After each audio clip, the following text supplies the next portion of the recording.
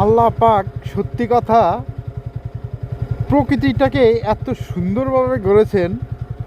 দেখুন, মানে সত্যি কথা, আজকে আমার কষ্ট হলো, আমি অনেক বেশি এনজয় করেছি। আমার জানি না লাইফে, হোল লাইফে এত মজা আমি পেয়েছি কিনা, কখনো পাইনি আজকের মতো, এবং আগামীতে পাবো কিনা জানি না। মানে এত কুয়াশার ভিতর দিয়ে কুয়াশাটাকে কাটিয়ে আমি বাইক রাইড করতেছি, সত্যি আনবিলিভেবল।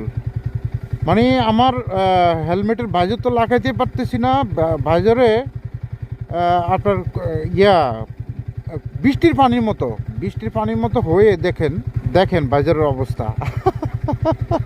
রীতিমতো পানি। সো সত্যি আমার অনেক বেশি